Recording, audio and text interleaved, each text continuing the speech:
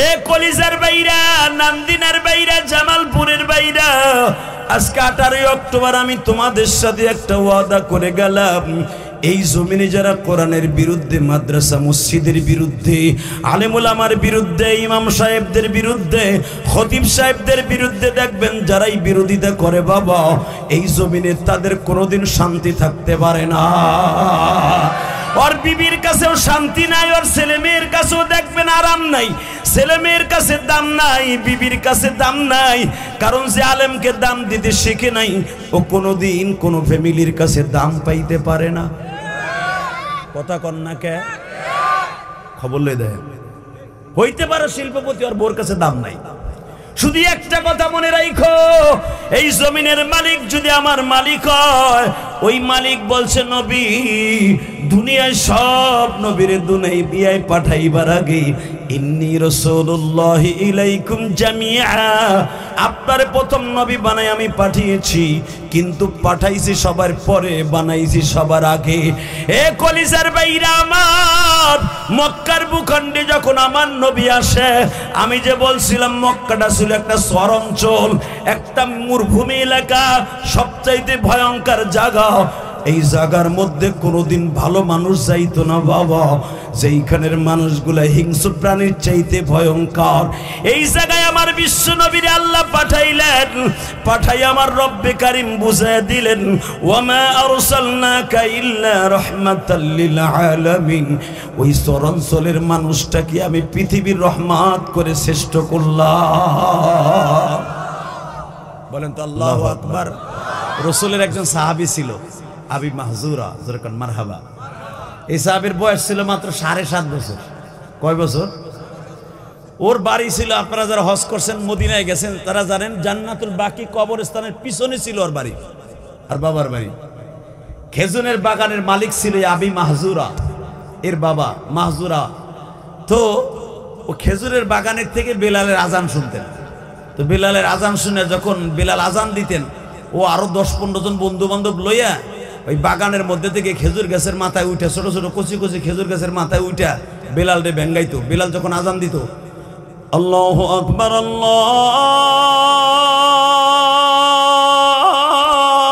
আল্লাহু আকবার,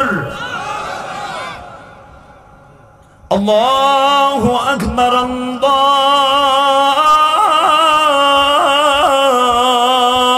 আল্লাহু আকবার।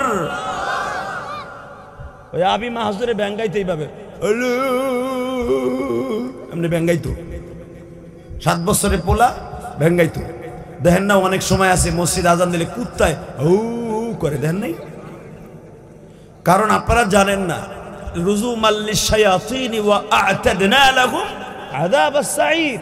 যখন শয়তানরে তীর মারে আল্লাহ, তখন শয়তান পালাবার জায়গা পায় না, কুত্তার পেটের মধ্যে ঢুকে, অথবা কুত্তার পায়খানা রাস্তা দিয়ে শয়তান পালায়, তখন ওই কুত্তারে শয়তানে বেশি ঢুকে। এই জন্য কোন বাড়িতে কুত্তা পালা নাজায়েজ কেন? কুত্তা থাকা নাজায়েজ কেন?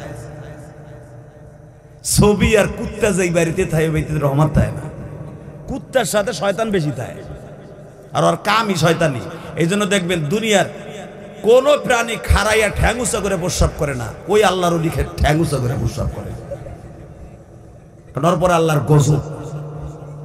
আল্লাহু আকবার জোরে বলতে পারলেন না? আবার কুকুরের ভিতরে 60টা খাসলাত আছে, যেই খাসলাত নবীদের ভিতরেও আছে, ওলিদের ভিতরেও আছে। সবই আল্লাহর খেলা, জোরে করে আল্লাহু আকবার। তার ভিতরে 1 নম্বরে কুত্তার ভালো খাসলাত হলো, কুত্তা কোনোদিন প্রভুরে ভুলে কোথাও যায় না। কুত্তা কোনোদিন মালিকের সাথে গাদ্দারি করে না, মালিকের ছেলে মেয়েরে কোনোদিন কামড়ায় না। প্রভুভক্ত, আল্লাহ ওয়ালারও প্রভুভক্ত। তাকানের দিকে তো আমি মাহজুরা যখন আজান দিত, বেলাল ওইভাবে করে ব্যাঙ্গাইতো। হঠাৎ একদিন বেলাল যখন বলছে আশহাদু আন্না মুহাম্মাদার রাসূলুল্লাহ,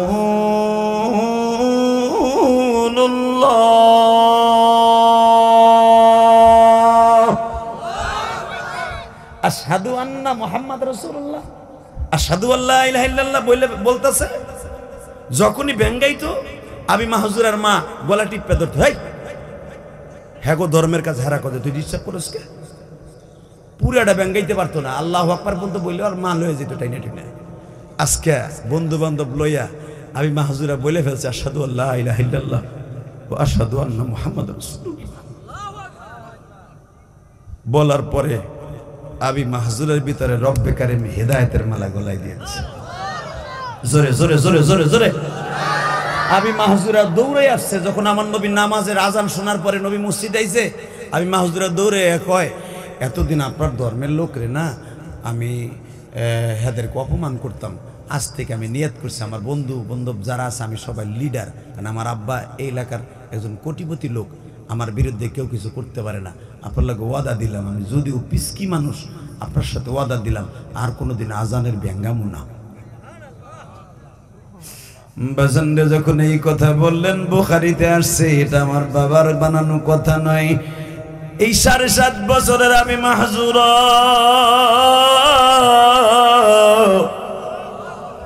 যখন বিশ্ব নবীরে বললেন আর কোনোদিন আজানের সাথে ব্যঙ্গ করব না, নবী আবার আমি মাহজুরারে বুকের মধ্যে নিয়ে কপালে একটা চুমা দিয়া বলে আমি মাহজুরা রে আমি নবীও দোয়া করলাম তুই যখন আজানটা ভেঙ্গায়া বলস আর তুই কটূক্তি করে বলস, তোর জবান দিয়া যে আজানের কথার মধ্যে কালেমার কথাগুলা হয়ে গেছে, আমার মালিক কি পারে না তোরে আমার কলিজা বানায় দিতে?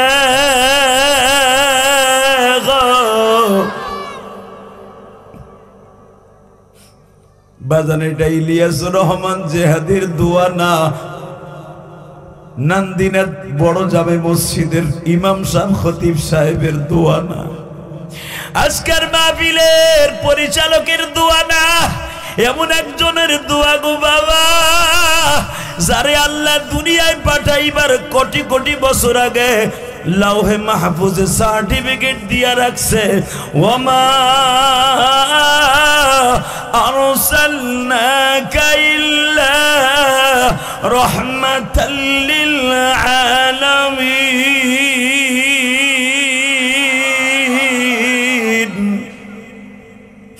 কুল ইন্নী রাসূলুল্লাহ ইলাইকুম জামিআ। এ জামালপুরের কলিজার টুকরা নান্দিনার বাইরা লক্ষ্মীচরের বাইরা দুই চোখ দুই ফোঁটা পানি দেওয়ার মওলারে বুঝাইয়া কওডা আল্লাহ তোমার থেকে দূরে সরে গেছি, আমি মাহজুরা যদি আজানের কটূক্তি করিয়া হেদায়েত পাই, আমরা তো কোনোদিন আজানের সাথে ব্যঙ্গ করলাম না, আজান শুনে যদিও মসজিদে আসতে না পারি কোনোদিন আজানের বিরোধিতা করি নাই, রব তুমি কি রহমতের চাদরে ঢাইকা আজকে মাফ করে দিতে পারো না? আমার মা বোনরা মহিলা প্যান্ডেলে আছে, মা এই দুনিয়া থাকতে পারবা না গো মা, আমি ইলিয়াসুর রহমান জেহাদির মা, মাত্র 12 বছর বয়সে আমার এতিম বানাইয়া কবরে ঘুমায়া গেছে মা,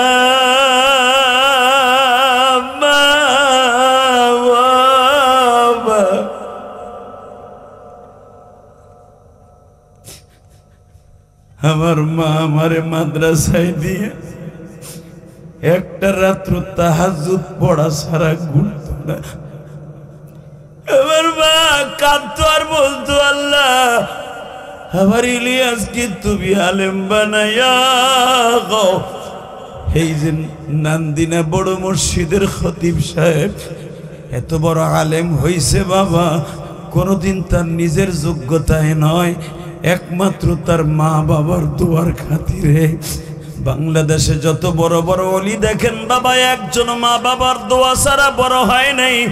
আল্লামা শামসুল হক ফরিদপুরি রহমাতুল্লাহ আলাইহি, তার বাবা যখন তারে দেওয়ান মাদ্রাসায় পাঠায় জাহাজে উঠাইয়া দেয় গো বাবা, আল্লাহর কুতুবের বাবা কপালে চুমা দিয়ে বলছিল বাবা তুই তো বাংলাদেশ থেকে বিশ্ববিদ্যালয় পাশ করে বুড়া বয়সে মাদ্রাসায় যাইতেছোস। এই আল্লাহু আকবার জোরে বলতে পারে না?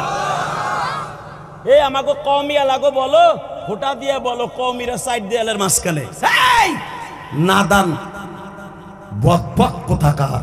আল্লামা শামসুল হক ফরিদপুরি আগে মাস্টার্স পাশ করে আলিগড় বিশ্ববিদ্যালয় থেকে ইতিহাস পড়ে দেখ, আলিগড় বিশ্ববিদ্যালয় থেকে মাস্টার্স পাশ করে সেই ব্রিটিশ বেনিয়াদের বিরুদ্ধে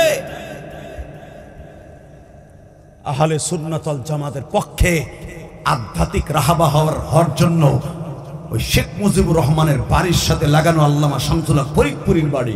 এই বেটা, গোপালগঞ্জে শুধু বঙ্গবন্ধু শেখ মুজিবুর রহমানের জন্ম নেয় নাই, গোপালগঞ্জে আল্লামা শামসুল্লাহ ফরিদপুরীও জন্ম নিয়েছে। ভালো করে বুঝো, দীপ্ত কণ্ঠে আওয়াজ দিও যদি উলামায়ে কেরাম আলিগড় বিশ্ববিদ্যালয় থেকে স্টান করে জগৎ বিশ্ববিখ্যাত ছাত্রদের মধ্যে স্বর্ণের মেডেল নিয়ে এরপরে তার জীবনের মোড় ঘুরল। বাবাকে ডাক দিয়ে বলে, আব্বা আমি সরকারি চাকরি করলে করতে পারি, আমি করব না, আমি একটু দেওবান মাদ্রাসায় যাইতে চাই আধ্যাত্মিক কিছু এলেম শেখার জন্য। তখন পাসপোর্ট লাগতো না, আল্লাহর কুতুব জাহাজে করে যখন দেওবন্দে গেছে, দেওবান মাদ্রাসার হুজুরা তারে দেখেই বুঝে ফেলছে এটা ইলমের জাহাজ। যে বুড়া বয়সে আলিগড় বিশ্ববিদ্যালয় থেকে মাস্টার্স পাস করে তাও ফার্স্ট ক্লাস ফার্স্ট স্টান করা ছাত্র আমাগো এই দেওবান মাদ্রাসায় আসছে, আল্লাহর কুতুবরা দেখেই চিনে ফেলছে। কেন? অলি তো অলিরে চিনে, অলি তো অলিরে চিনে। এরপরে হুজুরের উস্তাদ তারা বুদ্ধি দিলেন, বাবা রে আমরা তো তোর উস্তাদ, মাঝে মাঝে তোর রুহের উস্তাদের জন্য একজন বুজুর্গ লাগে, আশরাফ আলী থানভীর কাছে যাবি। আল্লাহু আকবার জোরে কইলেন না? আশরাফ আলী থানভী যখন আল্লাহর কুতুবকে এই বাংলাদেশে পাঠাবে, যেটা আমি বলতে চাইছিলাম, আমাকে কওমিদের গালি দেশ, আমাকে মাথায় কিছু নাই, আমরা চার দেয়ালের ভিতরিয়া মসজিদ মাদ্রাসার মালিক। আরে মসজিদ মাদ্রাসার মালিক যারা এরাই তো জান্নাতি, কথা কর না কেন? এই বেটা ভালো করে বুঝো। আশরাফ আলী থানভী রহমাতুল্লাহ বললেন, তুই যদি আমার কাছে মুরিদ হইতে চাস ছাত্র জীবনে, তখন আল্লাহর কুতুব নাহাবিমির পরে, নাহাবিমির দেওবান মাদ্রাসায় নাহাবিমিরের বছরের থেকে আল্লাহর কুতুব আশরাফ আলী থানভীর সাথে ইসলাহি নফস তাআল্লুক।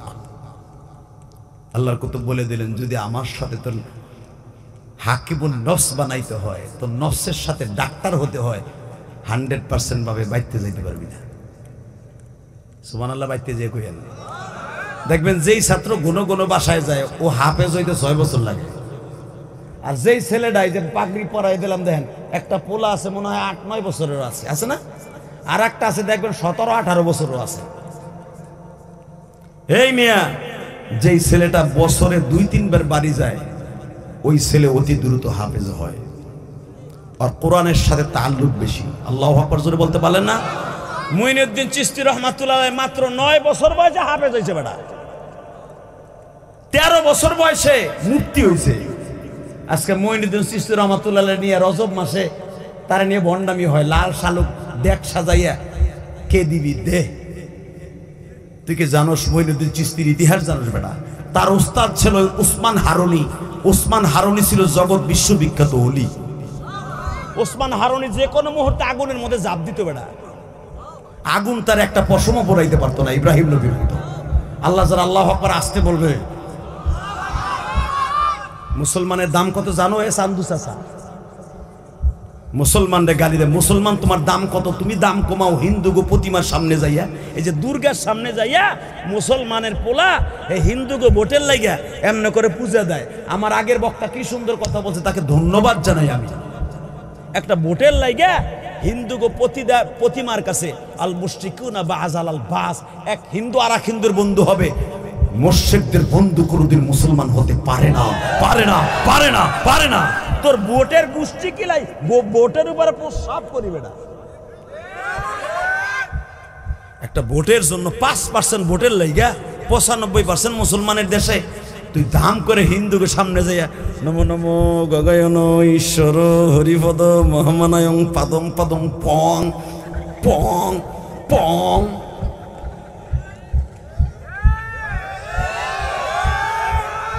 পাড়া কোথাকার পাড়া, কথা কন না কে? কোন ধর্মকে আমি ছোট করব না, তবে আমি ওই পাড়ারে ছোট করব যেই পাড়া যেই কপাল দিয়ে সেজদা দিছে আমার মওলারে, ওই কপালটা কেমনে আমার দুর্গার সামনে আবার নত করে? জীবন যাবে, কোনোদিন কোনো প্রতিমার সামনে, কোনো আলেমের সেজদা কোনোদিন কোনো দুর্গার সামনে যাবে না, যাবে না, যাবে না, যাবে না, যাবে না। চ্যালেঞ্জ করলাম, বড় মসজিদের খতিব সাহেবকে নিয়ে একটা দুর্গার কাছে যাতো বেটা, 5,000 কোটি টাকা দিয়েও পারবি না। এই হুজুরে লয়ে যত টানতে টানতে ফাঁসির মঞ্চে যাবে, দুর্গার সামনে যাবে না।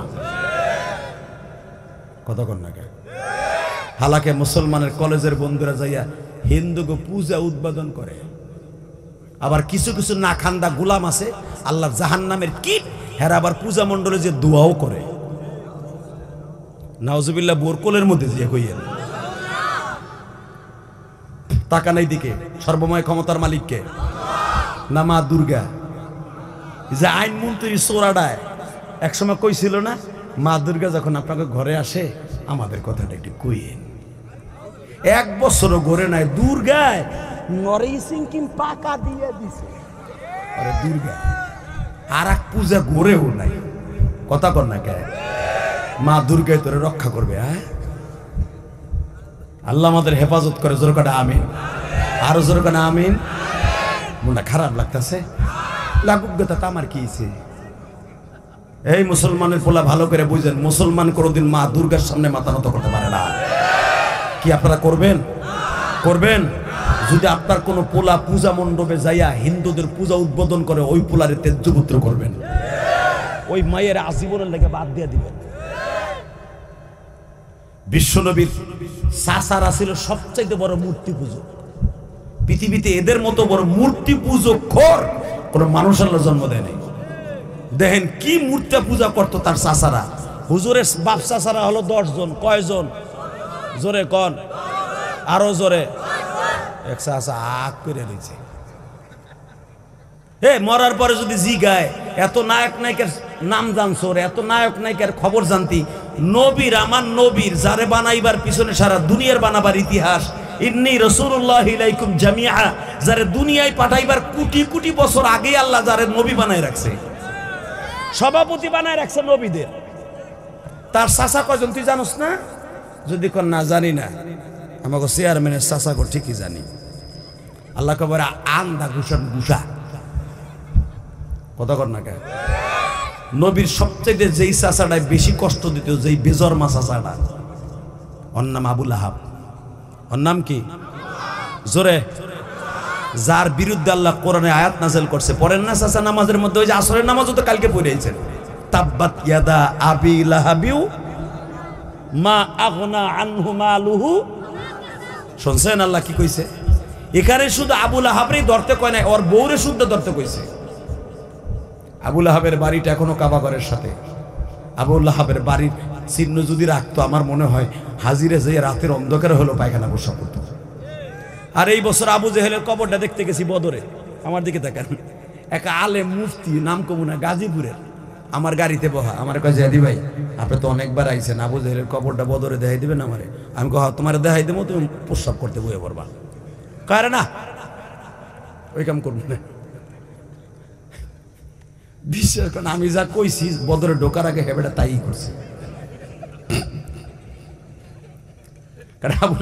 আবু জাহেলের কবরটা তো খেজুর বাগানের ভিতরে ময়লা মুইলা দিয়ে সরকার বড় বড় পাথর দিয়ে ডাইকে থুয়ে দিছে। কুত্তা বিলাই যেমনি মরলে ডাইকে থুয়ে হেমনে ডাইকে থুইছে। আরে পচা পচা কতগুলা নাড়া খুঁড়া দিয়ে ওই দেশের বদিনের মানুষগুলা, বদরের মানুষগুলা অর্ডারে এইভাবে পচা জিনিস দিয়ে ডাইকে থুয়ে দিছে। তো খেজুরের বাগানের ভিতর তো আমি তো নামি না, আমি তো বহুতবার দেখছি, 20-25 বার আবু জাহেলের কবর দেখছি। তো হে আমার গাড়িতে কয় ভাই ঠিকই কিন্তু কাম করেছি। কাম তো করছি, এখন কুলুক লমু, টিস্যু নাই, পাথরও নাই। আর ওই দেশের পাথর তো বাবা আমাগো দেশের বাতের পাতিলের নিচের চাইতে গরম, ওটা ওখানে দিলেই তো অসুবিধা। তেন কুলুক কিচ্ছু নাই, বিপদে পড়ে গেছি গা ভাই। আমি কত তোমার না করছিলাম বেটা? কয় না ভাই, আবেগ আর ধরে রাখতে পারি নাই, কাম করে ধুয়া আমি না, কয় আমার লাগে আরো 3 জনও করছে। বাজান যদিও এটা ঠিক না, শুধু একটা কথার উত্তর দেবেন, এই জমিনের মালিককে। আবু জেহেল আবু লাহাবের বাড়িটার চিহ্ন যদি রাখতো, আমার মনে হয় প্রত্যেকটা হাজির রাতের অন্ধকার হলো পায়খানা প্রস্রাব করে দিয়ে আসতো। আবু জেহেলের বাড়িটার চিহ্ন এখনো রাখে না। এখন যেখানে পায়খানা প্রস্রাব 5 তলা পর্যন্ত, আবু জেহেলের বাড়ি না, আগে ছিল আবু জেহেলের বাড়িতে হাজিরা প্রতিযোগিতার মাধ্যমে পায়খানা প্রস্রাব করার জন্য পাগল হয়। আপনি জানেন, যারা হজ করছে জিজ্ঞেস করবেন। আর আবু বকরের বাড়ি যেয়ে মসজিদে নামাজ পড়ে। মারহাবা বলতে পারলেন না? শুধু আপনাদের খেদমত আরজ করতে চাই, কিয়ামতের মাঠে যদি রব্বে কারীম জিজ্ঞেস করে নবীর চাচা কয়জন ছিল, জিজ্ঞেস কর। হুজুরের প্রথম চাচার নাম ছিল হারিস। কি নাম? জোরে কন, আরো জোরে। আরে আমার দিকে তাকান, নাম কি? দ্বিতীয়টার নাম হলো হুজাইল, মুকাইদ, মুকবুল। এরপরে হলো আবু লাহাব। এরপরে আপনারা যেটা জানেন, আবু জেহেল হলো হুজুরের আপন চাচা না। আবু জেহেল কিন্তু রাসূলের আপন চাচা না, চাচতো চাচা। কিন্তু দেখেন আল্লাহ রাব্বুল আলামিনের তার কুদরতি কত শক্তি দিয়ে দিয়েছেন। আবু জেহেল আপন চাচা না হওয়া সত্ত্বেও আমার বিশ্ব নবীর সবচেয়ে বেশি অপমান করছে। বাজান এবার আমার দিলটা আমার দিকে লাগায়া মক্কার দিকে, দিলটা মক্কার দিকে লাগান। আমার বিশ্ব নবী আবু লাহাবকে একবার দুইবার নয় বাবা, বহুতবার দাওয়াতের কাজ করেছে। বহুতবার দাওয়াতের কাজ করার পরও বেঈমান যখন দাওয়াতের কাজটা কবুল করলেন না, বরঞ্চ তার বিবিরে লেলিয়ে দিলেন। উতবা ও তাইবাকে বলে দিল, আবু লাহাবের বড় 2টা ছেলে, মুহাম্মদকে যেই রাস্তায় পাবি ওই রাস্তায় মারবি।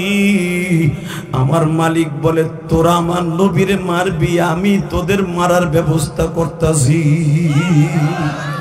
এ কলিজার বাইরা, নান্দিনার বাইরা, জামালপুরের বাইরা, আজকে 18 অক্টোবর আমি তোমাদের সাথে একটা ওয়াদা করে গেলাম। এই জমিনে যারা কোরআনের বিরুদ্ধে, মাদ্রাসা মসজিদের বিরুদ্ধে, আলেম ওলামার বিরুদ্ধে, ইমাম সাহেবদের বিরুদ্ধে, খতিব সাহেবদের বিরুদ্ধে দেখবেন যারাই বিরোধিতা করে বাবা, এই জমিনে তাদের কোনোদিন শান্তি থাকতে পারে না।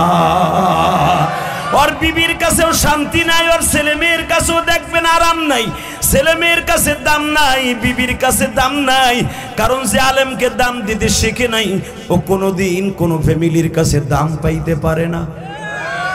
কথা কন না কে? খবর লই দেয়। হইতে পারে শিল্পপতি, ওর বোর কাছে দাম নাই।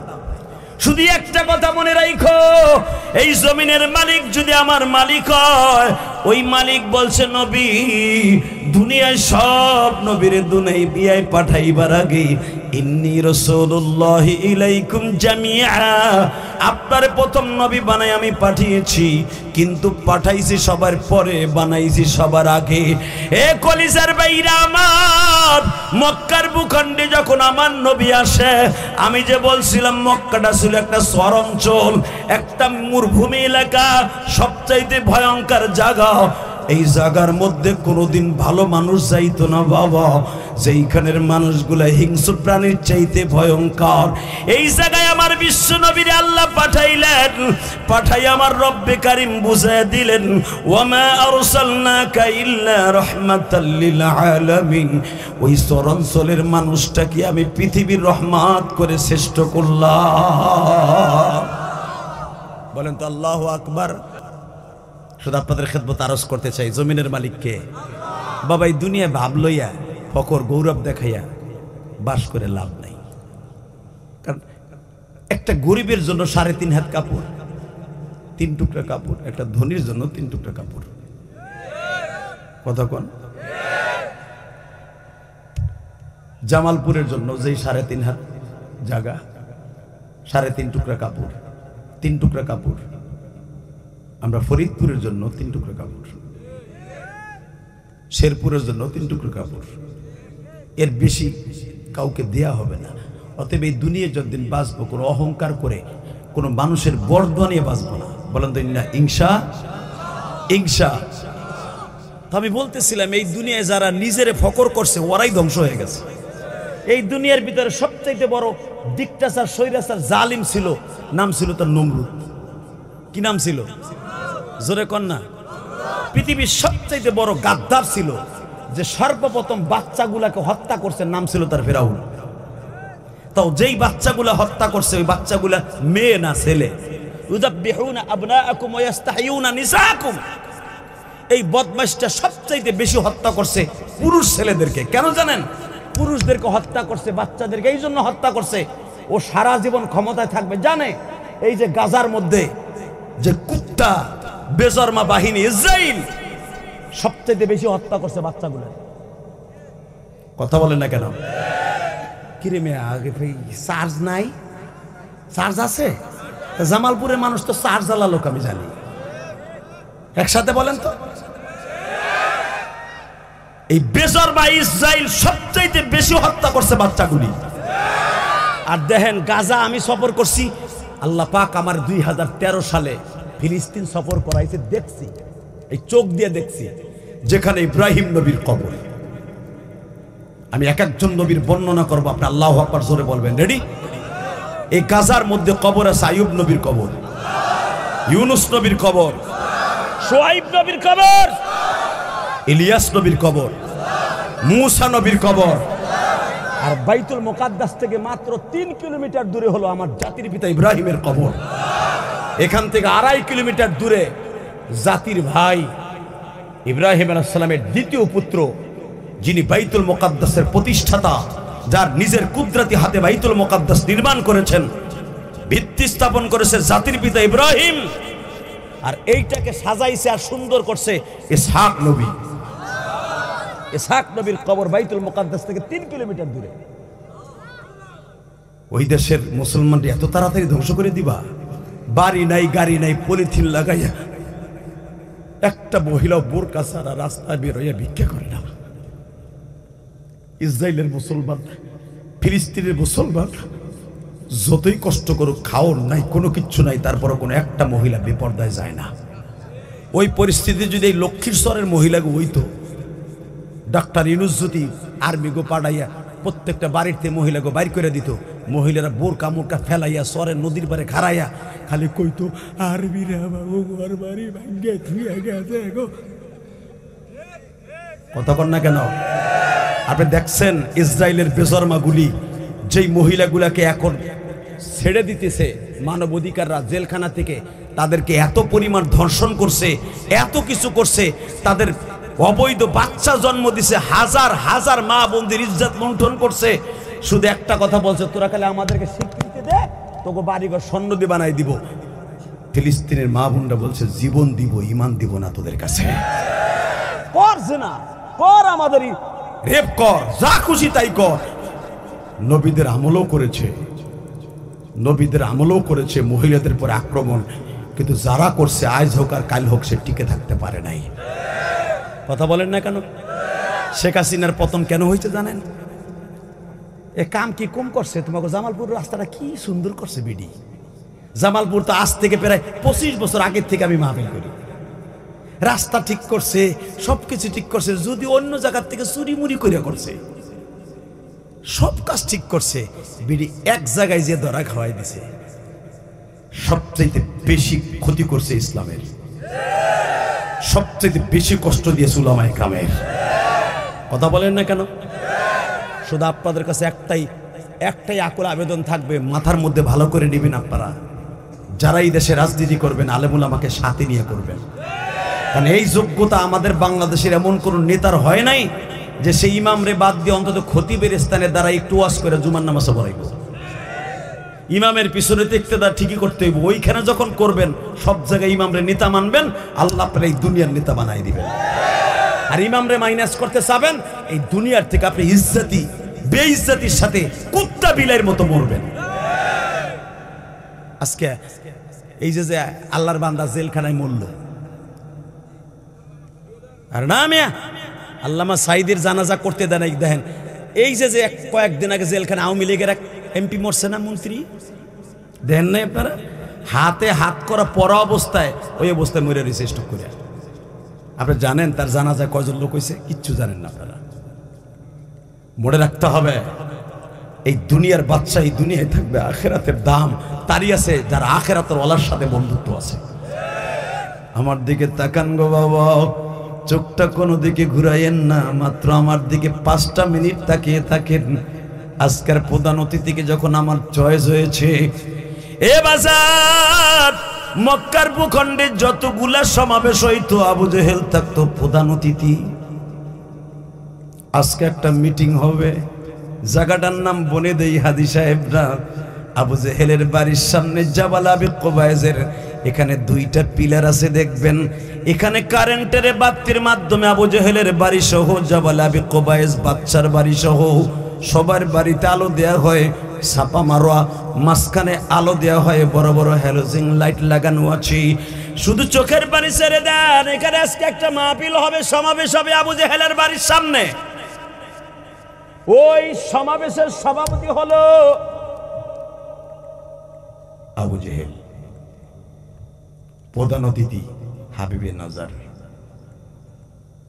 নাজ্জাশীর বাদশা, যার কথা কোরআনে আল্লাহ বর্ণনা করছেন। আল্লাহু আকবার বলতে পারলেন? আবু জেহেল দেখলো আমার রাজনীতি যদি খাড়া করতে হয় তাহলে আমার বাহিরের থেকে একজন অতিথি আনতে হবে, বাহিরের থেকে এনে আমার ক্রেডিটটা বাড়াবো। বাস আলহামদুলিল্লাহ, আমার বিশ্বনবী তখন নবুয়াতির 7ম সাল চলতেছে, ওমর ইসলাম কবুল করে ফেলেছে। শুধু চোখের পানি ফেলবেন। প্রধান অতিথি হাবিবে নাজার, আমার নবীর নামও হাবিব আর ওই বাদশার নামও হাবিব। তা হাবিবে নজরে প্রধান অতিথি করে তার রাজনীতি চাঙ্গা করার লেগে সেই নাজরান থেকে নিয়ে আসছে। তা আবু জেহেল বলছে আমি সভাপতি, সব জায়গায় তো আমি প্রধান অতিথি থাকি, আজকের এই হাজার জনতার সামনে যার বিপক্ষে আপনাকে বিচার করার জন্য আনছি সে কে জানেন? কে? তার নাম মুহাম্মদ। হাবিবে নজর নবীর নামটা শুনে চেয়ার থেকে হারাই গেছে। তার বিরুদ্ধে বিচার করার জন্য আমারে আনছস, আমি প্রধান অতিথি, তুই সভাপতি। তার নাম কি সত্যি মুহাম্মদ? তার নাম কি আহম্মদ? তার নাম কি মাহমুদ? তার নাম কি শাফি? আবু জেহেলকে এই নামগুলো তো আমরা জানি না, এগুলো আপনি জানেন কেমন? ওর নাম তো একটা আমরা জানি, মুহাম্মদ আর আহম্মদ। আর বাপ গর্ভে থাকা অবস্থায় মারা গেছে, আর বাপ ওর নামটা রেখে গেছে মুহাম্মদ, আর ওর মা রাখছে আহম্মদ। এই দুটার নামই জানি আমরা। হাবিবে নজর বলে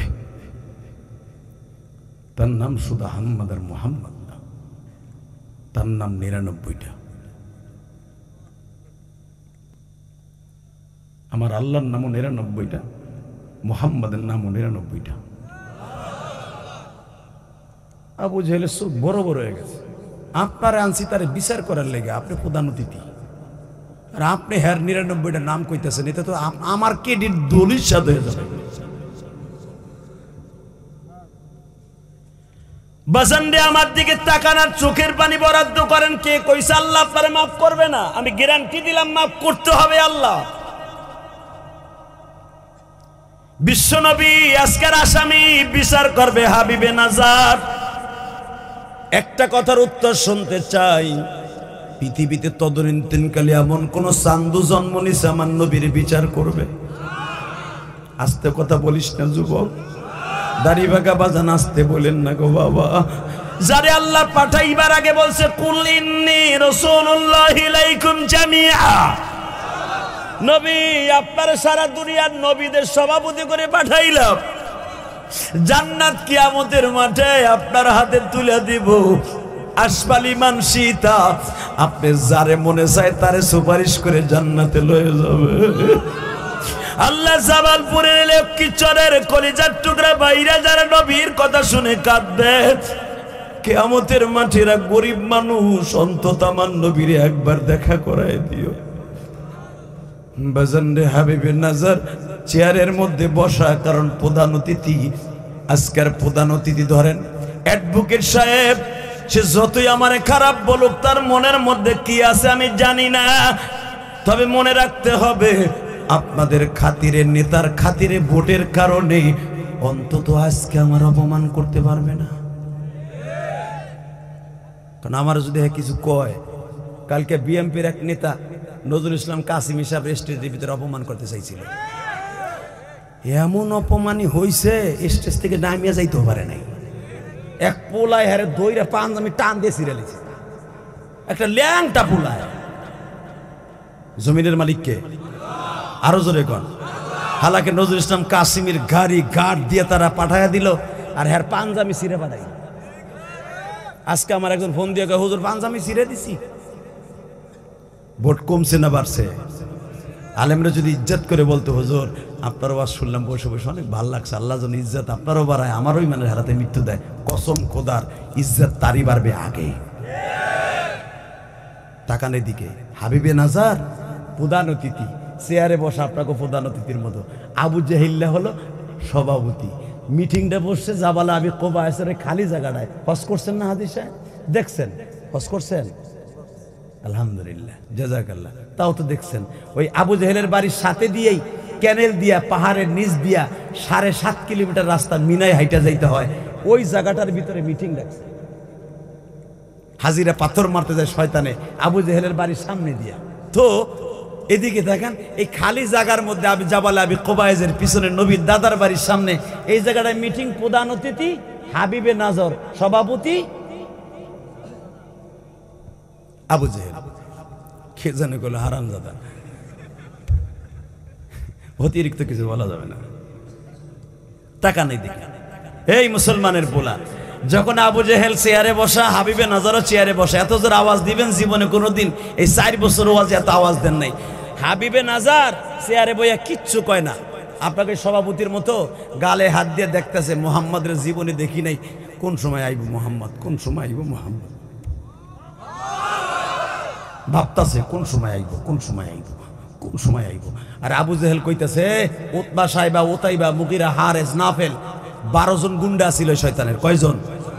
বাংলাদেশের বড় বড় নেতা, এমপি, মন্ত্রী যারা দেখবেন, যারা ক্যান্ডিডেট বর্তমানে মোস্তাবাইতেছে, এমপি হওয়ার স্বপ্ন দেখতেছে, এগো কিন্তু মস্তান থাকে, এগো টাকা দিয়ে পালে। আবার যখন ওই এমপি কেলানি খায়, এক মস্তান হার পিছে দেয়,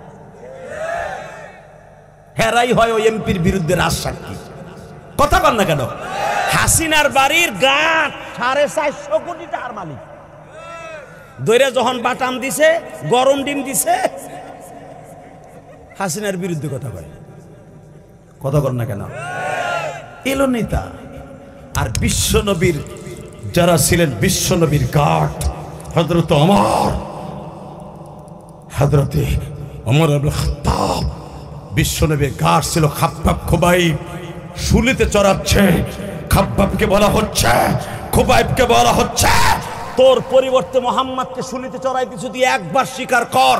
খাব্বাব খুবাইব বলে, জীবন দিব যদি শুনতে পারি আমার নবীর বিরুদ্ধে কেউ একটা কাটার খোসা দেশে এই কথা বলছে, আর আমি যদি সুযোগ পাই ওর কল্লাটা উড়াই দেব, কল্লাটা উড়াই দেব, কল্লাটা উড়াই দেব।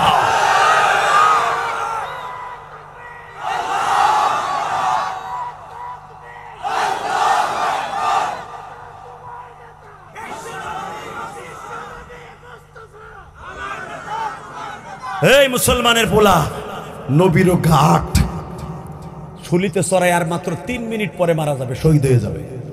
শুলি বুঝেন?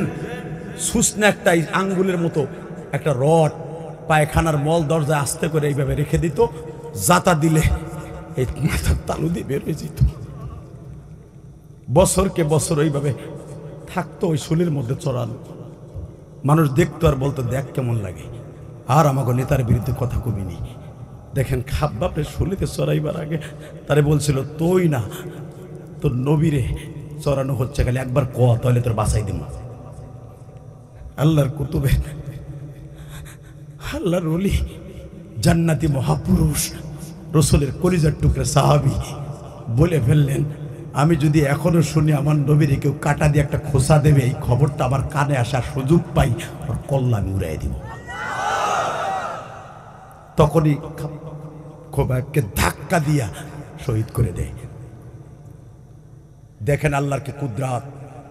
জান্নাতি মহাপুরুষের লাশটা যখনই তারা জুলাই রাখছে উলঙ্গ করে, মৌমাছি এসে তার লাশটারে পুরো ঘিরে ফেলছে। আল্লাহু আকবার জোরে বলতে পারেন না? পুরা লাশকে তারা ক্ষতবিক্ষত করতে চাইছিল তীর দিয়া, একটা জাররা পরিমাণে ক্ষতি করতে পারে নাই। এবং যতদিন ওই লাশ ছিল, শহীদের লাশ, জান্নাতের খুশবুতে পুরা এলাকা মিসকম্বারে ঘেরান বের হতো। তাকান এদিকে বাজানরে, হাবিবে নজর মনে মনে ভাবতাছে মোহাম্মদ কখন আসবে, কখন আসবে। আবু জেহেল, উতবা, সাইবা 12 জন গুন্ডা ভাড়া করা ছিল মুহাম্মদকে ধরে আনার জন্য। এই 12 জন গুন্ডারে পাঠিয়েছে। তখন আমার নবী ঘুমাইতেছে। বাজান আমার নবীর চাচা আব্বাসের বাড়িতে বাবা উম্মে ফাজল যাকে বলা হইতো, যে উম্মে ফাজলকে আমার আল্লাহ নিজে সালাম দিয়েছে বাবা, আব্বাসের বিবি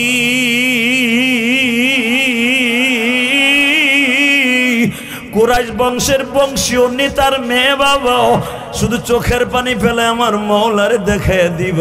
ও আমার মা বোনেরা, আপনারাও তো মাহফিলে আসছেন গো মা, আপনাদের ভোটেও কিন্তু এমপি মন্ত্রীরা মামা, তারাও সংসদে যাবে মা, আপনাদের ভোটে কিন্তু মহিলাদের চাইতে বাংলাদেশ পুরুষের চাইতে মহিলাদের সংখ্যা ভোট বেশি। তাকান এদিকে। যখন উম্মে ফাজল শুনতে পাইলেন আমার ভাতিজারে ধরে নিয়ে যাবে,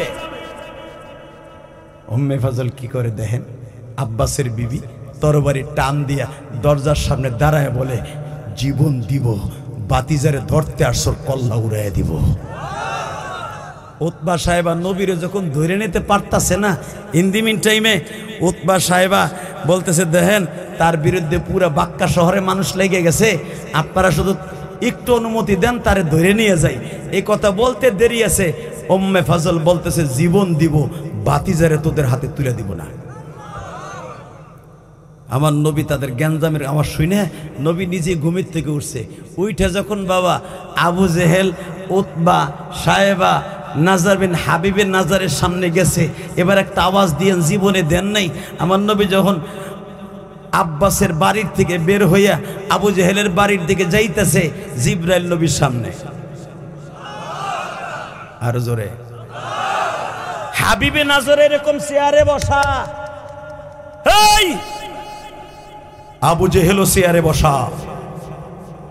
হাবিবে নজর তার চেয়ারটা ছেড়ে দিয়ে, মকমালের সেই দামি চেয়ার ছেড়ে দিয়া আমার নবীর হাত ধরে টান দিয়া চেয়ারে বসাই দিছে।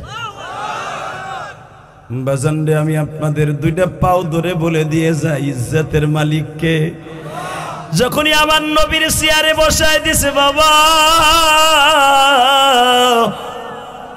আবু জেহেল কি এখন পারবে বসে থাকতে? যখন নেতায় দাঁড়ায় রইছে, এখন কে সভাপতি বসে থাকতে পারে? পাশের চেয়ারে হইতেছে হাবিবে নাজার, ডাইন পাশের চেয়ারে আমার নবী, আবু জেহেল দাঁড়ায় রইছে। এ কলিজার বাইরা, আবার যে নবীর অপমান করতে চাইছিল, এখন আবু জাহাল নিজে অপমানিত। যখনই অপমানিত হইয়া নিজে দাঁড়ায় রইছেন, নেতা দুইটা বসে, এখন বিশ্ব নেতা আমার নবী। হুজুরের চাচা হামজা বলতেছে, যদি আজকে ভাতিজার দিকে একবার কোন নজরে তাকাইতি, পুরা মক্কা নগরী রক্তের বন্যা বয়ে দিতা। হে জামালপুরের মুসলমান, দুনিয়ায় কয়দিন বাঁচবো জানি না, পৃথিবীর শ্রেষ্ঠ মহামানব যিনি আমার এতিম নবী, যাকে দুনিয়ায় পাঠাইবার আগে আমার বিশ্ব নবীকে আল্লাহ নবী বানাইয়া দুনিয়ায় রেখে দেন নাই, আসমানে রেখে দিয়েছে বাবা, পাঠিয়েছে সব নবীর পরে। আমার ওই নবীর যদি বাংলার জমিনে কেউ গালি দেয়, ওই বেঈমান রে বাংলার জমিনে স্থির থাকতে দেয়া যাবে না। কে কে রাজি আছো? আল্লাহকে দুই হাত তুলে দেখায় দাও।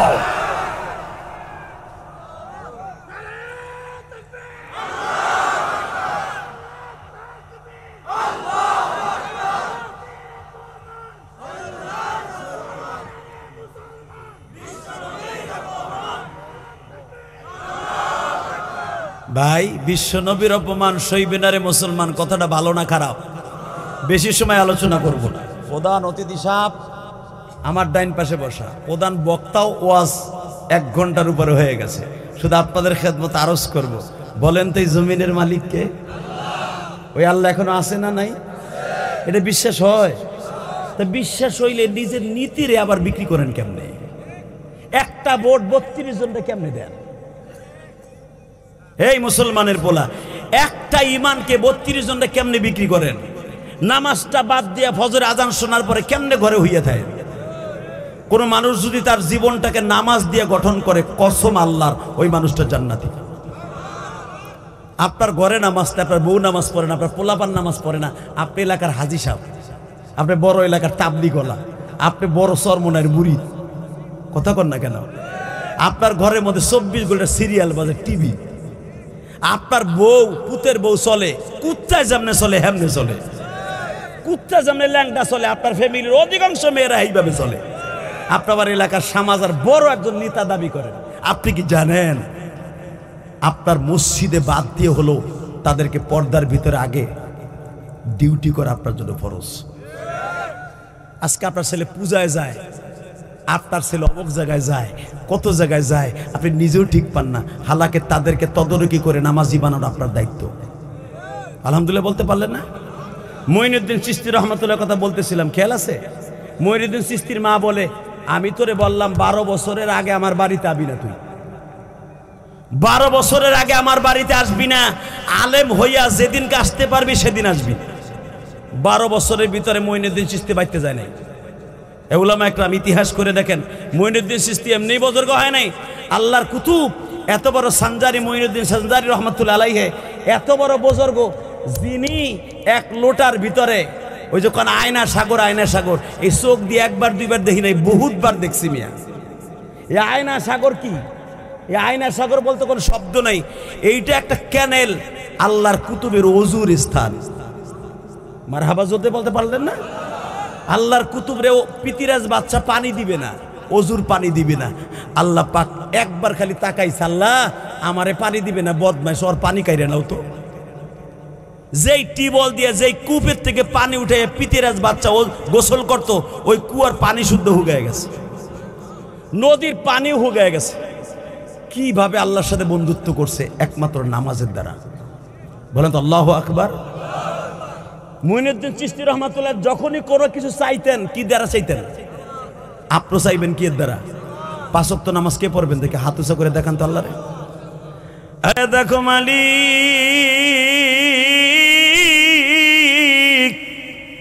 আজকে 18 অক্টোবর ওয়াদা করলো জামালপুরের জমিনে 1 ওয়াক্ত নামাজ কামাই দিবে না।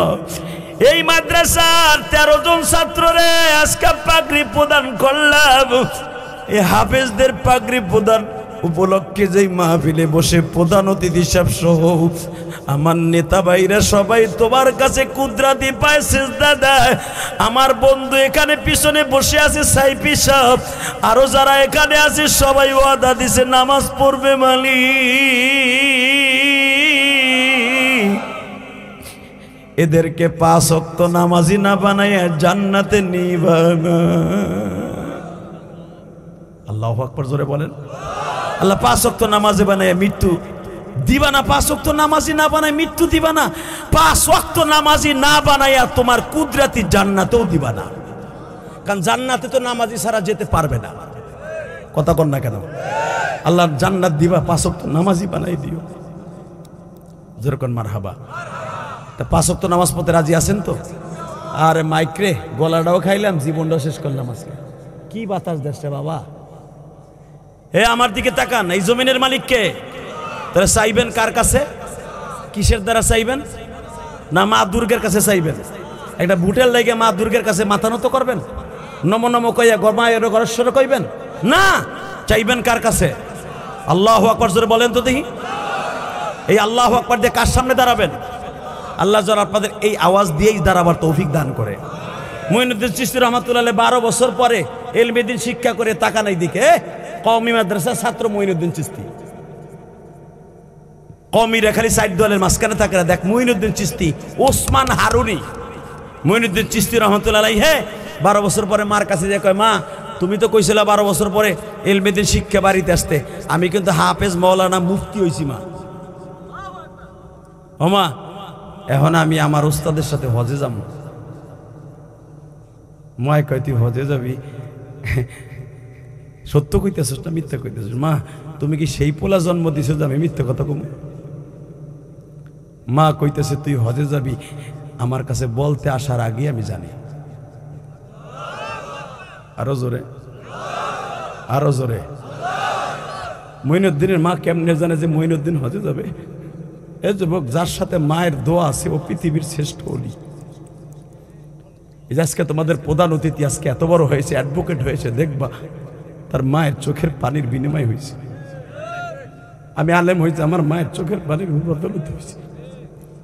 এই যে পাশে যারা বসে আছে অধিকাংশ শিল্পপতি কোটিপতি হয় মায়ের দোয়ার কারণে। ভালো করে বুঝেন। মঈনুদ্দিন চিশতির মা বলে, তুই যে হজে যাবি এটা আমি জানি। মা তুই কেমনে জানোস? মা, বাবা তুই না গতকালকে ওসমান হারুনিরে বলছিলি, তোর ওস্তাদরে বলছিলি, মুহাদ্দিস সাহেবরে, হুজুর আপনি প্রতি বছর হজে যান, 15 বছরের থেকে আপনি হজে যাওয়া শুরু করছেন, হুজুর আপনি আমার সাথে নিয়ে যাইতে পারেন না? আমি আপনার জুতাটা টানবো আরাফার মাঠে। আল্লাহর কুতুব বলে, আমি আগামীকালকে হজের উদ্দেশ্যে রওনা দিব, তুই মসজিদের ভিতরে বসে চোখের পানি দিয়ে নামাজ দিয়ে আল্লাহর কাছে চা, দেখ আল্লাহ দেয় কিনা। মঈনুদ্দিন রে, তুই যখন মসজিদের বারান্দায় বয়ে বয়ে কাঁদতেছিলি তোর ওস্তাদের সাথে হজে যাবি, বাবা তোর কান্নাটা আমি শব্দের মাধ্যমে দেখতেছিলাম। তুই যখন তোর ওস্তাদের কথা শুনে কাঁদতেছিলে, আমি মাও চোখের পানি ফেলাই রাত 3টার সময় কেঁদেছিলাম। আল্লাহ তুমি আমার মঈনুদ্দিন রে তার উস্তাদের সাথে হজের সফর সঙ্গী বানায় দাও। আমার জামালপুরের কলিজার টুকরা ভাইরা, আমি তোর 2টা পাও ধরে বলে দিয়ে যাই, আজকে অতিথিদের সামনে একটা বাস্তব কথা বলে দিয়ে যাই রে ভাই। আমি ইলিয়াসুর রহমান জিহাদি আলেম হওয়ার পিছনে সবচাইতে বড় অবদান হলো আমার মায়ের। আমি কিন্তু আলেম পরিবারের সন্তান নয়, আমার নানা সিনে আলেম, আমার বাবার বংশে বাবা তখন একজন আলেম ছিল না। আমার বাবা আমারে মাদ্রাসায় পড়াইতে চায় নাই। আবার জনব দুঃখিনী মা বলেছিল, ইলিয়াস রে তুই যদি আলেম হস গো বাবা, আমি দুধের দাবি ছেড়ে দিব।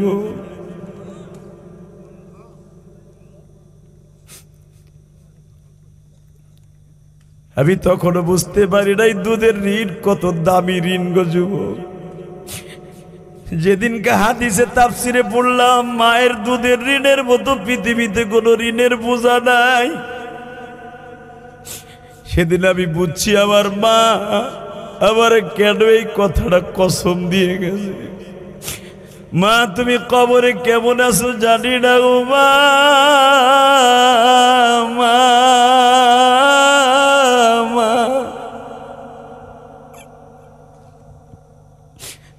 মা প্রতিদিন কাঁদি আর দোয়া করি, মা জানো আমার মা ভালো থাকে গো মা। মঈনুদ্দিন চিশতির মা বলছে, আল্লাহ আমার মঈনুদ্দিন রে তুমি হজে লয়ে যাইবা। মঈনুদ্দিন তোর আমলের খাতিরে হজ নসিব হয় নাই বাবা, আমি মায়ের চোখের পানির খাতিরে আজকে তুই হজে যাইতেছস, কিন্তু হজে যাইয়া মালিক রে বুঝাইয়া কবি আগামী বছর যেন তুই আমারে লইয়া হজে যাইতে পারো। আমার কলিজার টুকরা জামালপুরের যুবক ভাইরা, আমি তোদের জন্য দোয়া করে যাই, কারণ আমার মাথার মধ্যে যে চুল দেখতাছো এই চুলটা মক্কার থেকে উমরা করে কেটে আসছি, এখনো বাংলাদেশে আইসা কোনো খুর বা বেলেট লাগাই নাই। আমি এই চুল দিয়া উমরা করছি এটা বলার উদ্দেশ্য নয়, আমার উদ্দেশ্য তোমরা আমার সাথে মুসাফির হিসাবে আজকে কেঁদে কেঁদে বলবা, আল্লাহ জীবনে একটাবার হলো যেন মারে নিয়ে হজ করতে পারি, মারে নিয়ে উমরা করতে পারি। বলেন তো আল্লাহু আকবার। এ জামালপুরের লক্ষ্মীর চরের যুবক ভাইরা, মায়ের দোয়া ছাড়া কেউ হজ করতে পারে না। মঈনুদ্দিন চিশতি যখন হজে গেছে, চোখের পানি ফেলাইয়া যুবক কানবি, দেখে একটা যুবক এরকম একটা জাকার মধ্যে টুরির মধ্যে কইরা কি যেন মাথায় লইয়া কাবা ঘরের পাশ দিয়ে ঘুরতাছে আর তপ করতেছে। তার ওস্তাদ ওসমান হারুনিরে বলে, ওস্তাদ কি আপনি দেখেন তো এই লোকটা টুরির মধ্যে, যেই টুরিতে মানুষে বাজার করে নিয়ে ঘুরে, অথবা ধান পাট কি বলে আপনাদের জামালপুরে টুরি কয় নাকি না জাকা বলে, টুর কি? তো এত বড় জাকার মধ্যে তুর্কির মধ্যে কি লইয়া বেড়া তপ করতেছে কাবাঘরের পাশ দিয়া, কে বেড়া ওখানে কাবাঘরের পাশে যদি কোনো কিছু কেউ রাইখা দেয় কেউটা কেউ ধরে না, ওইখানে কারো মাল কেউ ধরে না, এমন একটা জায়গা। আর এ মাইক ঠিক করবি, এ ভাই এদিকে তাকান। যখন বলছে উস্তাদ আপনি ওনার একটু অনুরোধ করেন, এইভাবে 60টা চক্কর মারতেছে মানুষের ধাক্কায় ধাক্কাইয়া, কিন্তু ওনার জাকার মধ্যে কি ওইটা থুইয়া দেখ কেউ কি নিব নাকি? উসমান হারুনি আসতে যে আসসালামু আলাইকুম হাজ। ওয়ালাইকুম আসসালাম, কেফা আলেক? আলহামদুলিল্লাহ। মিনাইনা জিতা, কোন দেশের তাইছেন? বলতেছে আনা ইরাক, আমি ইরাক থেকে আইছি। আমি আব্দুল্লাহ ইবনে মুবারক রহমাতুল্লাহ এলাকার মানুষ। সুবহানাল্লাহ জোরে বললেন না? পৃথিবীর জগৎ বিশ্ববিখ্যাত ওলি এবং সবচেয়ে বড় মুহাদ্দিস আব্দুল্লাহ ইবনে মুবারকের বাড়ির এলাকার মানুষ। তো তুমি এই জাকাডারে লইয়া টুরি ডারে লইয়া ঘুরতাছো, 60টা চক্কর মারতাছো মিয়া, এটা কি না মায়া তপ করতে পারো না? ওই যুবক 45 বছরের, সে যুবক না, ওই লোকটা বলতেছে এই টুরির মধ্যে দুনিয়ার কোনো জিনিস নাই, টুরির মধ্যে আমার জান্নাত। মঈনুদ্দিন চিশতি রহমাতুল্লাহ কিতাবের মধ্যে লেখছে, দেখবেন, আমার বাপের বানানো কথা না। আজকে ওলিদেরকে নিয়ে বন্ডামি করো, জুতা দিয়ে বাইরে কপাল ফাড়া হেলাবো, কথা ঠিক না ঠিক? বেটাই মঈনুদ্দিন চিশতির ইতিহাস জানোস? মঈনুদ্দিন চিশতির উস্তাদ উসমান হারুনি বলতেছে, তো এই টুরির মধ্যে দুনিয়ার কোন জিনিসটা জান্নাত মানে বুঝে কত? বলে টুরির মধ্যে আমার জান্নাত মানে হুমা জান্নাতুকা ওয়া নারুকা। আল্লাহ রসুল যে বলছে মা বাবা জান্নাত, মা বাবা জাহান্নাম, এই টুরির মধ্যে আমার 130 বছরের মা দুঃখিনী বসা। আমার মা দাঁড়াইতে পারে না, আমার মা 3 মাসে এক হয়ে গেছে, এইভাবে বসে থাকে আমার মা। তো এই বিদ্যা মায়ের লই এসুস কা? হজের শর্ত হলো পায়ে হাইটা হজ করতে পারে, হে তারপর হজ ফরজ। এই বিরিদ্দা মায়ের লই এসুস কা? বলে এইখানেই তো কথা। আমি এইভাবে শুধু এইবার না, আমি আমার মায়ের এইভাবে টুরিতে করে 9 বার হজ করেছি। আমার মা এই পর্যন্ত 35 বার হজ করছে। আমার মা যখনই আমি হজে আসা দেই, আবার বা পথের মধ্যে বলে বাবা আমার এইবার লয়ে যা, মনে হয় আমার মৃত্যুটা মক্কায় হইব, আবার মৃত্যুটা মক্কায় হবে, মদিনায় হবে, বাবা বাবা এইবার লয়ে যা, আর ফিরাই আনতে হবে না। কিন্তু আমার মালিকের কুদরত আমি বুঝি না, হজ শেষ হয়ে যায় কিন্তু আমার মায়ের হায়াত শেষ হয় না। মঈনুদ্দিন চিশতি কাঁদতে আর কয়, আমার মাও তো আমার বলছিল আগামী বছর আমার নিয়ে হজ করবি। উসমান হারুনি কান্দে আর কয়, মঈনুদ্দিন রে চাইয়া দেখ মা কারে কয় রে। ইলিয়াসুর রহমান জিহাদির মা দুধের দাবি ছেড়ে দিবি আমার বলছিল বাবা। মায়ের ওই স্বপ্নটা নিয়ে গোপালগঞ্জ থেকে বাংলাদেশের ঐতিহ্যবাহী মাদ্রাসা গৌহারডাঙ্গায় পড়লাম। বাজারটা মাদ্রাসায় যখনই বিকাল হয়ে যাইতো সব ছাত্র ভাইরা ভালো ভালো দামি দামি জিনিস কিনিয়া খাইতো।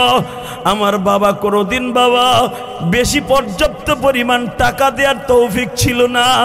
গরিবের ঘরে জন্ম নিয়েছি বাবা, মনে অনেক কিছু খাইতে চাইতো, খাইতে পারতাম না। তার জ্বলন্ত প্রমাণ দিয়ে যায় আপনাকে এই মাদ্রাসায় বাবা অনেক গরিবের ছেলে আজকে পাগড়ি লয়ে গেল।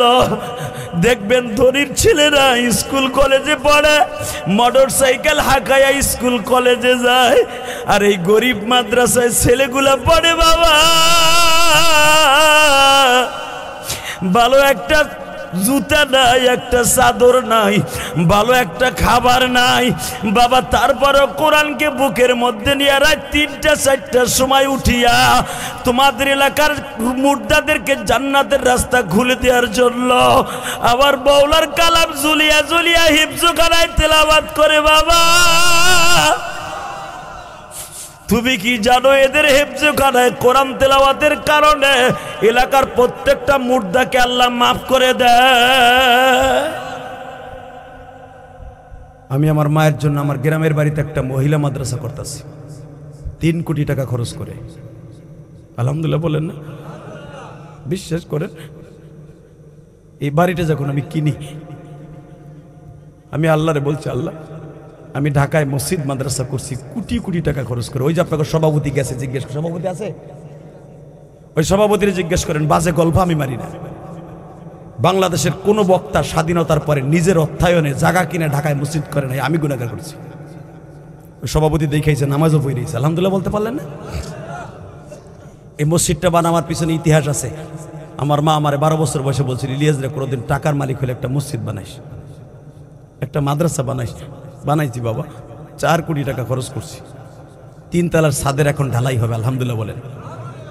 শুধু আপনাকে 2টা পাও ধরে বলে দিয়ে যাই, জীবনে বাড়ি গাড়ি ঢাকায় যা করছে এগুলো সব আকাম। যদি জান্নাতের কোনো একটা কাম করে থাকে সেটা মসজিদটা বানাইছি। ঢাকা জিঞ্জিরা কেরানীগঞ্জ 4 কোটি টাকা খরচ করে নিজে জায়গা কিনা মসজিদ বানাইছি। আল্লাহর প্রশংসা করছি, আমার মায়ের ওসিয়ত আমি পালন করতে পারছি। এতিমখানা করছি, শত শত ছেলে আবার এতিমখানায়। বাবা যেই মাদ্রাসা, আমি আজকে সেই মাগরিবের নামাজ এসে পড়ছি। আমি সভাপতির সাথে ওয়াদা দিছিলাম যে আপনার দেশে প্রধান বক্তা যায় রাত 10টার পরে, আর আমি যাব মাগরিবের নামাজে পড়ব ইনশাল্লাহ।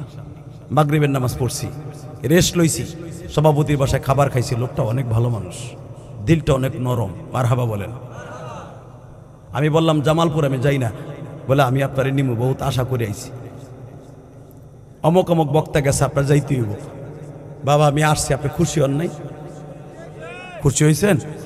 আমি আপনাদের চোখে পানি দেখছি। কসম কসম করে বলি, কিয়ামতের মাঠে যদি আমার মা জান্নাতে যায়, আপনার মাও জান্নাতে যাবে।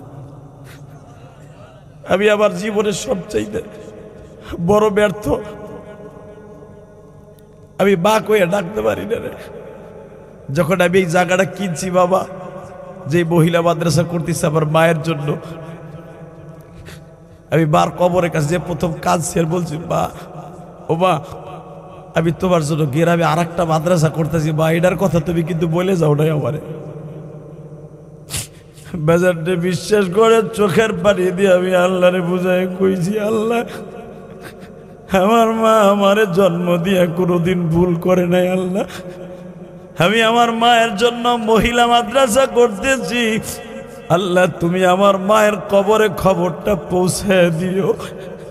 বাজার এই কথাগুলো শুধু আমি যে বলছি তা নয়, আমার এতিম নবীও বদরে যাইবার সময় 65 কিলোমিটার বাবা বদর থেকে নবীর নানার বাড়ি আমিনার কবরের পাশে দাঁড়ায় আমার নবী ওই কথাগুলো বলছিল, মা গো 6 বছর বয়সে তোমার সাথে নানার বাড়ি আসছিলাম বাবার কবর দেখতে। মা বাবার কবর দেখতে আইসাও তোমারে রাইখে গেছি মা।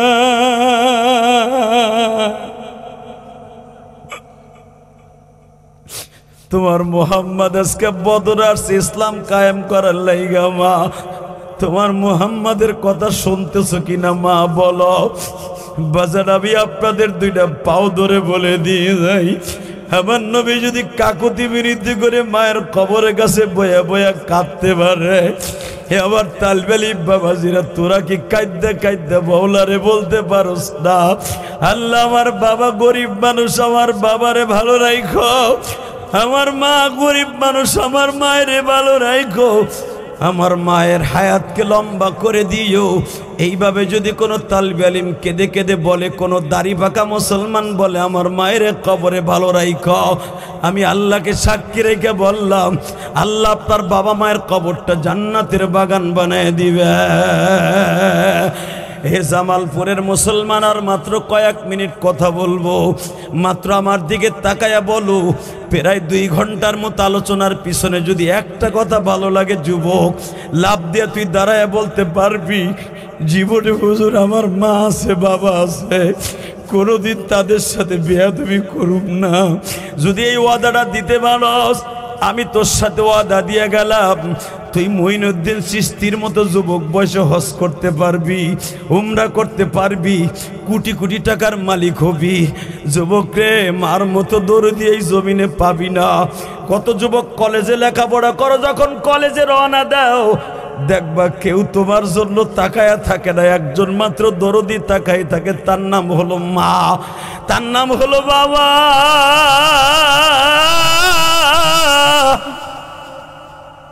আমার আব্বার বয়স 82 বছর বাবা। আমার আব্বা যখন ওই মাদ্রাসার কাজ চলতেছে, গ্রামের বাড়ি এবং টাউনের মসজিদের কাজও চলতেছে, আমার আব্বা গ্রামের মাদ্রাসার কাজ তদারকি করে আর বলে, ইলিয়াস রে, আজকে যদি তোমার মা বাইসে থাকতো আর একটা ইটাও যদি গাথা দেখতো, মনে হয় তোমার মায়ের বুকটা ভরে যাইতো। কলিজার যুবক, আমি তোদের বুঝাইতে পারবো না। মা বাবার যারা খুশি করতে পারবি তারাই জান্নাতি, তারাই জান্নাতি, তারাই জান্নাতি। মা বাবারে খুশি করতে রাজি আসো না নাই? খুশি আসো, রাজি আসো না নাই? করবার সবাই খুশি? 30টা সেকেন্ডে বলবো। তোর মা কিরকম হয়ে গেল কেন?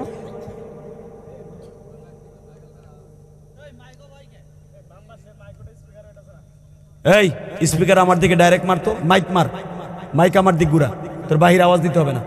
এই মাস্টার বাড়া, মাস্টার বাড়া, মাস্টার বাড়া, লিল্লাহে তাকবীর, আরো বাড়া, আরো বাড়া,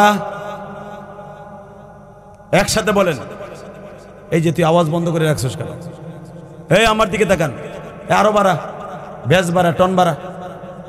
বাবা শুধু আমার দিকে তাকান। মা বাবার খেদমত করতে রাজি আছেন না নাই? পারবে যুবক? পারবি? আমি আমার জীবনে আমার বাবাকে নিয়ে 2009 সালে আমার আব্বাকে নিয়ে হজ করছি। আমি 21 বার হজ আর উমরা করছি, 21 বার। আমার জীবনের সবচেয়ে বড় গোল্ডেন চান্স হয়েছিল 2009 সালে। আল্লাহু আকবার জোরে বলতে পারেন না? 2009 সালে যখন আমার আব্বাকে নিয়ে প্রথম আব্বার জীবনে প্রথম হজ, আমার জীবনের ওইবারে হলো 6 বারের হজ। তার আগে আমি তার 6 বার গেছি। তো আমার আব্বাকে যখন কাবা ঘরের সামনে খাড়া করাইছি, যেদিন চলে আসবো মক্কা ছাইরা, আব্বার বললাম, আব্বা আমরা আইছি সবার আগে, যামু কিন্তু সবার আগে, আমাকে ফার্স্ট ফ্লাইট আইছি, ফার্স্ট ফ্লাইটে যামু। আব্বা আরাফার মার শেষ করে আইছি, বিদায় তপ করতেছি, তোমার একটা কথা কই। কি বলো? আমি তোমার কাছে 2টা জিনিস চামু, যদি দাও, আমার তোমার পরে আমার কোনো দাবি নাই। সন্তানেরও কিন্তু বাবা মায়ের উপরে দাবি আছে, জানেন? খালি মা বাবার দাবি না, সন্তানেরও দাবি আছে। এই মাসলা বুঝছেন? মা বাবার যেরকম হক আছে, সন্তানের হক আছে মা বাবার উপরে। আমার আব্বা কয়, কি আমি আর তোমার কি দিব, আমি দোয়া দিতে পারি। তখন আমি বললাম, এই যে কাবা ঘরের 162 কেজি স্বর্ণ যে কাবার দরজার ভিতরে, মারহাবা বলতে পারলেন না? পুরা দরজার চৌকাটটা, দরজাটা সহ 162 কেজি স্বর্ণ। আব্বা এই স্বর্ণের দরজাটার আমি তোমার ধরাম। আব্বার এইভাবে উঁচা করে ধরলাম। আব্বার স্বর্ণের চৌকাটটা একটু ধরলেন। যারা হজ করছেন তারা বুঝতে পারবেন, যারা উমরা করছেন তারা বুঝতে পারবেন স্বর্ণের ওই চৌকাটটা ধরা কত কষ্ট। আব্বারে কষ্ট করে উঁচা করে ধরলাম, আব্বা একটু ধরলেন, নিচে নামাইলাম, নামাই আব্বারে বুকের মধ্যে নিয়ে বললাম, এখন চাবন তোমার কাছে। কি? 2009 সালের কথা বলছি। কি চাবা? 1 নম্বরে তুমি আমারে মাফ করে দিবা। 2 নম্বরে আমার মা দুঃখিনীরে তুমি মাফ করে দিবা। কারণ দুনিয়ার কোনো স্বামী যদি তার স্ত্রীর মাফ না করে, সে কোনোদিন জান্নাতে যাবে না। আল্লাহু আকবার জোরে বলতে পারলে না? কোন বিবি জান্নাত হারাম, হারাম, হারাম, হারাম। সে যত বড় রাবিয়া বস্তির কাতারে চলে যাক নামাজ পড়তে পড়তে, স্বামীর একটা হুকুম অমান্য করার কারণে সে জাহান্নামী। বুঝছিস চাচা? চাচি ঠিক মতো বাদ দেয় না। তাকান এদিকে, মুসলমানের পোলা, মহিলার আসছো ভালো করে বুঝো। এই কোন মহিলা জান্নাতে যেতে পারবে না স্বামীকে খুশি করা ছাড়া। আল্লাহু আকবার জোরে বলতে পারলেন না? তো আমার আব্বারে যখন বললাম, আব্বা আমি তো ছিলাম 12 বছর বয়সের বয়স, আমি জানি না তুমি আমার মার কাছে কি ব্যবহার করছো না কি পাইছো, তুমি আজকে কাবা ঘরের সামনে দরজার সামনে দাঁড়ায় আমার মায়ের মাফ করে দিছো। তাকান এইদিকে, আমার মা এই আমার আব্বা এইভাবে হাত তুলছে। আল্লাহ তোমার কাছে আমি 2টা জিনিস চাই, আমার ইলিয়াস যত মাহফিলে যাবে অন্তত 1-2টা মানুষের চোখ দিয়া হলো পানি ফেলাইবা। এই যে আপনারা আমার ওয়াজে কান্দেন, ইউটিউবে ওয়াজ শুনে কান্দেন, এটা আমার ক্রেডিট না যুবক রে, এটা আমার বাবার দোয়া, এটা আমার মায়ের দোয়া। আমার বাবা কাবার সামনে বসে বলছিল, মালিক আমার ইলিয়াসকে তুমি যত মাহফিলে নিবা যুবকদের চোখ দিয়া পানি ফেলাইবা। একটা লোকের চোখ দিয়ে হলো বাবার বয়সী লোককে দোয়া করাইবা। 2 নাম্বার, আমি ইলিয়াসের মাকে মাফ করে দিছি, তুমি তারে জান্নাত দিবা। যুবক ভাই, আমি যদি আমার বাবারে বুকে নিয়ে মাপ চাইতে পারি, তুই কি পারস না? আমার সাথে ওয়াদা দে, যদি জান্নাতের মহাপুরুষ হইতে চাস, মঈনুদ্দিন চিশতির মতো যদি বারবার হজ করতে চাস, আমি তোদের কাছে 2টা পাও ধরে অনুরোধ করে যাই, মা বাবারে মাঝে মাঝে বুকে নিয়ে মাপ চাবি, মার কপালে চুম্বন করবি, মার কাছ থেকে তুই দোয়া নিয়ে আসবি। আমার রাজনীতিক ভাইরা যারা রাজনীতি করেন, দুনিয়ার কারো ভোট লাগবে না, মা শুধু যায় নামাজে বসে বলবে, আল্লাহ আমার অমককে তুমি একবার এমপি বানাও, আমার অমকরে একবার চেয়ারম্যান বানাও। দুনিয়ার সবাই তোমার বিরোধিতা করলো বাবা, তোমার মায়ের দোয়ার খাতির এলাকার সবাই তোমার পক্ষে হয়ে যাবে। তাহলে মা বাবার সাথে ভালো ব্যবহার করার দরকার আছে না নাই? দোয়া চাওয়ার দরকার আছে না নাই? আমি বলবো, তুই যদি আব্দুল কাদের জিলানী মঈনুদ্দিন চিশতি হইতে চাস, 30টা সেকেন্ডে আমি বলবো, মহিলা প্যান্ডেলে যদি কোনো মেয়ে থাকো যে তোমার মায়ের নিয়ে হজ করতে আইছো, ওয়াজ শুনতে আসছো, হজ করতে যদি চাও, মারে নিয়ে যাবা জীবনে, যৌবনকালে মারে নিয়ে হতে যাইবা, কিন্তু আজকে ওয়াজে আইছো মায়ের নিয়ে। কোন যুবক যদি তোমার বাবারে নিয়ে আজকে ওয়াজে আইসা থাকো, আমি একটা 30 সেকেন্ডের টাইম দিলাম, কোন যুবকের বাবাই মাঠের মধ্যে আছে? 30 সেকেন্ডে দাঁড়াও। কার বাবাই মাঠে আছে তুমি দেখতেছো না? তোমার আব্বা আছে, দাঁড়াও তো। কার কার বাবাই মাঠে আছে? দাঁড়াও, দাঁড়া ভাই, তোর পা ধরছি, দাঁড়া ভাই। কার বাবাই মাঠে আছে? 2 বাপ বেটা একসাথে ওয়াজ শুনতাছো বইয়া বইয়া, দাঁড়াও দাঁড়াও। যে তোমার আব্বাই মাঠে আছে, দাঁড়াই থাকো, দাঁড়াই থাকো। কার বাবা আছে? আমি বসতে বলি নাই তো। এত সময় 2 ঘন্টা বইয়ে রয়েছেন, একটু একটু এক্সারসাইজ করেন নাই? যে যুবকগুলা দাঁড়াইছে, বাপগুলা দাঁড়ান তো, বাবাগুলা দাঁড়ান, বাবাগুলা দাঁড়াইতে বলছি, বাবাগুলা দাঁড়াইতে বলছি। ছেলেগুলা দাঁড়াইছে, বাপগুলা দাঁড়ান, বাপগুলা দাঁড়ান। যুবক, তুই যদি মঈনুদ্দিন চিশতির মতো বাবার এনে হজ করতে চাস, জান্নাতি হইতে চাস, আমি বলার সাথে দৌড় মারবি। আল্লামা শামসুল হক ফরিদপুরীর মতো যদি ওলি হইতে চাস, আল্লামা শামসুল হক ফরিদপুরীর বাবা তার কপালে সুমা দিয়ে বলছিল 13 বছর পরে আসবি বাংলাদেশে। আল্লাহর কুতুব ওলি হইয়া বাংলাদেশে আসছিল। আমার কওমি মাদ্রাসার ফসল। 30টা সেকেন্ড আমি বলবো, আমি বলার সাথে পাগলের মতো দৌড় দিবি, বাকরে বুকের মধ্যে নিয়ে একটা চিৎকার মেরে বলবি, আব্বা ইলিয়াস রহমান জিহাদে যদি কাবা ঘরের সামনে দাঁড়ায় মাপ চাইতে পারে, আমি তোমারে 1000 মানুষের সামনে মাপ চাইলাম, আমার মাফ করে দাও। তোর বাপ যদি আজকে মাফ করে দেয়, আমি কসম করে বললাম, তোরে আল্লাহ মাফ করতে হবে, মাফ করতে হবে, মাফ করতে হবে। আমি বললাম, চোখের পানি দিয়ে বাপরে বুকের মধ্যে নিয়ে ধরো, ধরো বাপরে, ধরো, ধরো, ধর যুবক, ধর, ধর। আওয়াজ করে কানতে থাক, আওয়াজ করে কানতে থাক। তোর কান্নার আওয়াজ প্রধান অতিথির কানে আসতে হবে, আমার কানে আসতে হবে।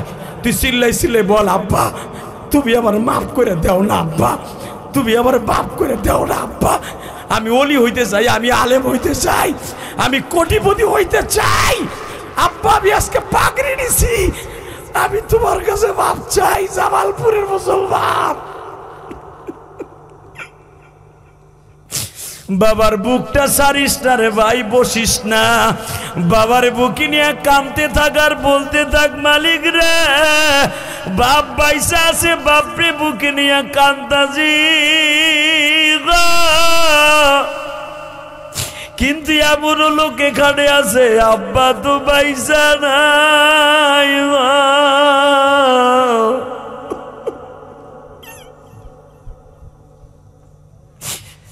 তারা কার বুকে নিয়ে কান?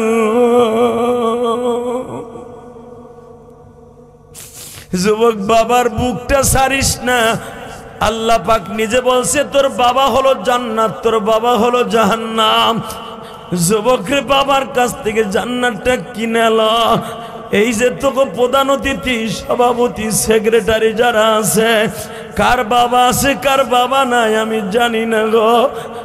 আরে যারা কান্তাছে তুমি দেখো, আল্লাহ তুমি এদের চোখের পানির খাতিরে মাফ করে দাও। নিশির পরিয়া দেখো মাটিটা ভেস্তাছে, এদের চোখের পানির খাতিরে জাহান্নামটা ভিজাইয়া দাও।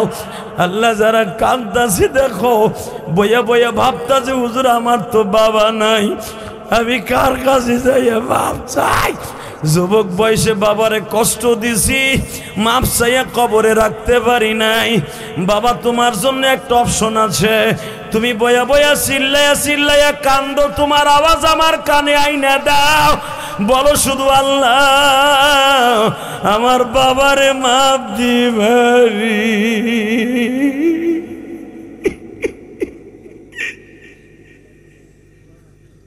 বসো। আল্লাহ যারা বাবারে বুকে নিয়ে কাঁদে, মহিলা প্যান্ডেলে কোনো মা শুনি, মায়ের বুকে নিয়ে কান্দ, মা যদি না থাকে শাশুড়িরে বুকে নিয়ে কান্দ। যুবক রে, বাপ আছে তাই সুযোগ পাইলা, যাদের নাই বাড়িতে যাইয়া মাপ চাইয়া নিও। আল্লাহ দেখো কেমনে কান্দে, আল্লাহ দেখো কেমনে কান্দে।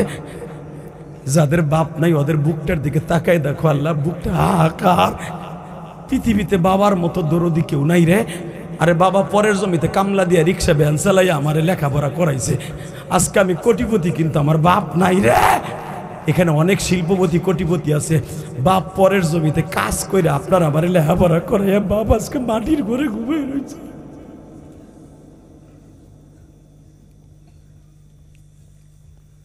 আল্লাহ এই মাদ্রাসার প্রত্যেকটা ছাত্র কলি বানায় দাও।